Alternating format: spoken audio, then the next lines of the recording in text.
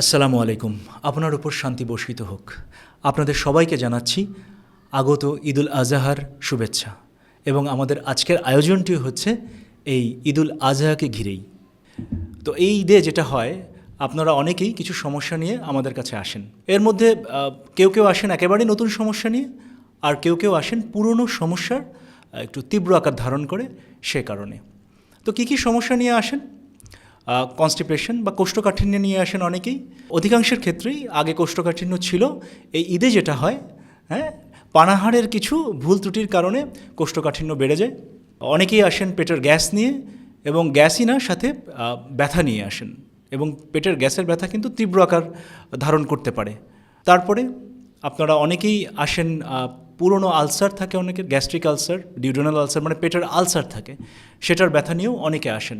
এবং এই আলসারটা কিন্তু কখনো কখনো খুব সিরিয়াস আকার ধারণ করে, এবং খুব ইমার্জেন্সি হতে পারে। এই আলসার নিয়ে ব্যথা তো থাকেই, তীব্র ব্যথা, কারো কারো ক্ষেত্রে পারফোরেশন নিয়ে, মানে আলসারের কারণে পেট ফুটো হয়ে গেছে, এরকমও আমরা পেশেন্ট পাই। তারপরে কেউ কেউ ডায়রিয়া নিয়ে আসেন, মানে পাতলা পায়খানা। সেটা কিন্তু ব্যাকটেরিয়াল ইনফেকশন জনিত হয়, কখনো কখনো বদহজমের কারণেও হয়। বমি নিয়ে আসেন, এবং দেখা যায় কেউ কেউ আসছেন আবার আইবিএসের সমস্যা থাকে, আগে থেকে আইবিএসের সমস্যা থাকে, এবং সেটার কারণেও দেখা যাচ্ছে কি হয়, লুজ মোশন হয়, সেটা নিয়ে আসছেন। আবার কারো কারো কী থাকে, ইউরিক অ্যাসিড, হ্যাঁ, গাউটের সমস্যা থাকে, ইউরিক অ্যাসিড বেড়ে যায়, এবং যে কারণে গাউট অ্যাটাকও হয় এই কোরবানি ঈদের সময়, মানে এই ঈদুল আজহার সময়। এই সমস্যাগুলোর সমাধান কিন্তু খুব সহজ। আমরা যদি আহারের কিছু শুদ্ধাচার মেনে চলি, তাহলেই এ থেকে পরিত্রাণ পাওয়া সম্ভব, এবং একটা ওয়ান্ডারফুল, একটা খুব সুন্দর ঈদ আমরা কাটাতে পারবো। প্রথমেই যেটা হচ্ছে যে গরুর মাংস খুব মজা, নিঃসন্দেহে, এবং খেতে ইচ্ছাও করে। যেটা হচ্ছে বিঞ্জ ইটিং করবেন না। এটা কি আমরা করি, কি খেতেই থাকি, এবং হয় কি, খাবার সময় তো খাই, অন্যান্য সময় মায়ের রান্নার হাঁড়িটার কাছে গিয়ে এক টুকরো এক টুকরো এরকম করে সারাদিন খাচ্ছি। এটা কিন্তু সমস্যা সৃষ্টি করে। এই অতিরিক্ত খাবার কারণে সমস্যা হয়। বিশেষ করে যারা 30-এর ঊর্ধ্বে বয়স, তারা একটু কেয়ারফুল হয়ে যাবেন। তারপর কি, খাবারের প্লেটটাকে একটা মাঝারি সাইডের প্লেটের কথা চিন্তা করুন। এটাকে 4 ভাগে ভাগ করুন। 4 ভাগের 1 ভাগে কি থাকবে, রুটি বা পোলাও বা ভাত থাকলো 1 ভাগে। 1 ভাগ রাখবেন কি, সালাদ, শসা, টমেটো, হ্যাঁ, দিয়ে সালাদ, ক্যাপসিকাম দিয়ে খুব সুন্দর করে সালাদ। আরেক সাইডে রাখবেন সবজি, এবং লাস্ট যে ভাগটায় সেটাতে রাখবেন কি, সেটাতে রাখবেন হচ্ছে গরুর মাংস বা খাসির মাংস, যেটাই রাখেন 2-3 টুকরা। এইভাবে অ্যারেঞ্জটা করবেন। তাহলে কি হবে, এক তো আপনার এই যে সমস্যাগুলোর কথা বললাম, পেটের গ্যাস, কোষ্ঠকাঠিন্য, এগুলো কিছুই হবে না। 2 নম্বর, একটা মজার জিনিস দেখবেন, সেটা হচ্ছে কি, যে আপনার শরীর ভারী লাগছে না। খাওয়ার পরে কিন্তু অনেকেরই শরীর ভারী লাগে, হ্যাঁ, বিশেষ করে ঈদে আমরা কী করি, একটু বেশি খেয়ে ফেলি, এবং ব্যালেন্সটা ঠিক থাকে না খাবার, এই জন্য আমাদের শরীর ভারী লাগে। এই শরীর ভারীটা লাগবে না। আর কি করব আমরা, সেটা হচ্ছে মাংসটা যেন লিন মিট হয়, চর্বিমুক্ত মাংস, সলিড মাংস যেটাকে বলে। কারণ এই যে পেটের গ্যাস এবং কোষ্ঠকাঠিন্য, এর পিছনে কিন্তু দায়ী হচ্ছে চর্বিযুক্ত মাংসগুলো। চেষ্টা করবেন লিন মিট খাওয়ার, চর্বিটা অ্যাভয়েড করব আমরা। এই গেল মাংস খাওয়া। তারপর 2 নম্বর হচ্ছে, আমরা কি করব না, আমরা চেষ্টা করব এটা সবসময়, যে আমরা যেন গরুর মাংস, মুরগির মাংস, মাছ, 3টা একটা মিলে, মানে একবারের খাবারে না খাই। এটা কিন্তু আমাদের অভ্যাস আছে। বিশেষ করে আমাদের বাঙালিদের মধ্যে আমরা কী করি, গরুর মাংস খাচ্ছি, আবার মুরগির মাংস খাচ্ছি, রোস্ট খাচ্ছি, আবার এদিক দিয়ে মাছও খাচ্ছি। যতটুকু সম্ভব এটা অ্যাভয়েড করার চেষ্টা করব। কারণ দেখুন, যেটা হচ্ছে যে একটা মাছ হজম করতে সময় লাগে হাফ অ্যান আওয়ার, 30 মিনিট। মুরগির মাংস 1.5 থেকে 2 ঘন্টা লাগে হজম করতে, আর গরুর মাংস হজম করতে 4 থেকে 5 ঘন্টা সময় লাগে। এবং গরুর মাংসে আমিষ বেশি থাকাতে, প্রোটিন বেশি থাকাতে যেটা হয়, সেটা কিন্তু হচ্ছে যে আপনার পেটকে কিন্তু অতিরিক্ত অ্যাসিড উৎপাদন করতে হচ্ছে, এবং তার ফলে কি হচ্ছে, যে পেটের উপর কিন্তু এক্সট্রা চাপ পড়ছে। যখন সব কিছু মিলিয়ে আপনি খাচ্ছেন, এক্সট্রা চাপ পড়ছে।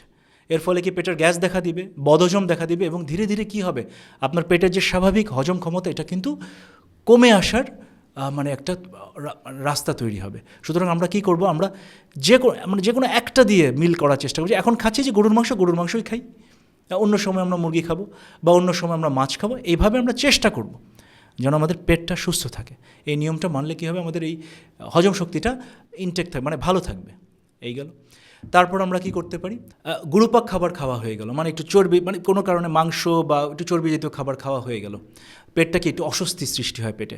এটার মহা ঔষধ কি, আমরা কি করতে পারি, একটা ছোটো কাপে একটু পানি নিব, চায়ের কাপ, একটু একটু পানি নিব, হালকা গরম পানি, এর মধ্যে একটা আস্ত লেবুর রস চেপে দিব, তারপর খেয়ে ফেলব।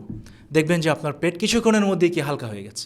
তবে এটা আমরা খাবারের 15 থেকে 20 মিনিট পরে এই লেবু পানিটা আমরা খেতে পারি। আরেকটা কি করতে পারি আমরা, যে লেবুর যে মানে ছোকলার অংশটা, লেবু চিপে ফেলে যে পিছনের দিকে সবুজ অংশ থাকে, তার উপরে একটু হালকা সাদা অংশ থাকে, এটা কি করতে পারি আমরা কাঁচা চিবিয়ে খেতে পারি।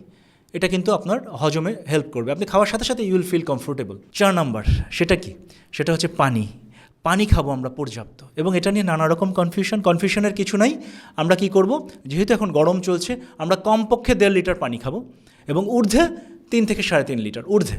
যদি আপনার অন্য কোনো শারীরিক সমস্যা না থাকে, যেমন কিডনির সমস্যা না থাকে, অন্য কোনো যদি ডাক্তারের নিষেধাজ্ঞা না থাকে পানি খাওয়ার ব্যাপারে, আমরা এই পরিমাণ পানি খাবো। কারণটা কি, এই যে আপনি মাংস খাচ্ছেন, এটা হজম করতে পানির প্রয়োজন। আচ্ছা, এরপর হচ্ছে আপনার ডায়রিয়া বা পাতলা পায়খানা দেখা দিলে, সে পাতলা পায়খানা কিন্তু দুটো কারণে হতে পারে, ব্যাকটেরিয়াল ইনফেকশনের কারণে হতে পারে এবং ইনডাইজেশনের কারণে, মানে বদহজমের কারণেও কারো নরম পায়খানা হয়। যদি ইনফেকশনের কারণে হয়, এটা বোঝাটা একটু কঠিন, তবে সাধারণত ইনফেকশনের কারণে হলে ওষুধ খেতে হবে, অ্যান্টিবায়োটিকের মধ্যে দিয়ে যেতে হবে, কারণ এটা তাছাড়া সারাটা কঠিন।